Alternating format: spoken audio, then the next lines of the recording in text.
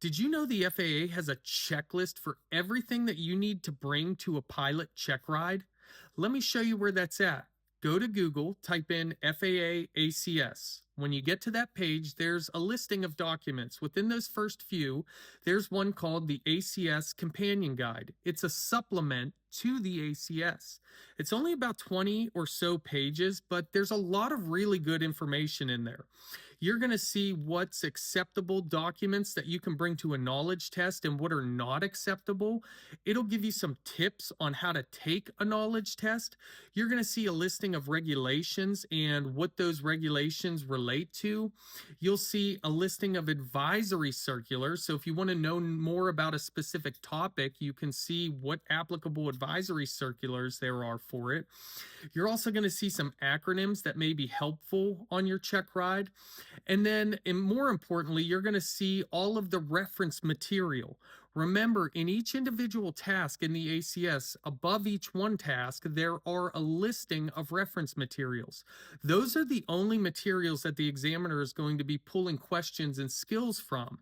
So go into there, take a look at what the code is, and then come back to the companion guide and see what document it is. You can go to Google, type in that document. It's also a free download. If you haven't seen my video on how to pass any check ride, take a look at that after this. It'll give you a little bit more insight into how that works.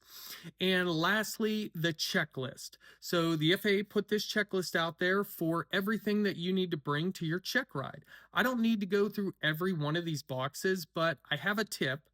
When you get to the aircraft logbooks, if you haven't been told this before, tab out all of the inspections the night before. When you go into your check ride, the examiner has to do an understanding of your knowledge of all of the required inspections for the aircraft. And typically, the examiner will have you open the logbooks and show them where all of the inspections are and how the aircraft is airworthy. If you have it tabbed out already, it's going to save you and the examiner time.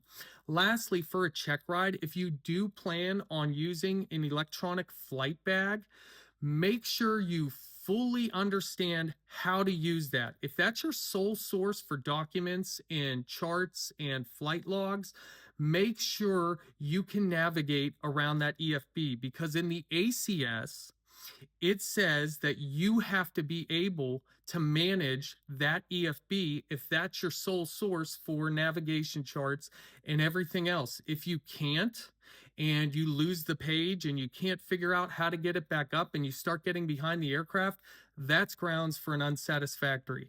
I hope this helps you out and prepare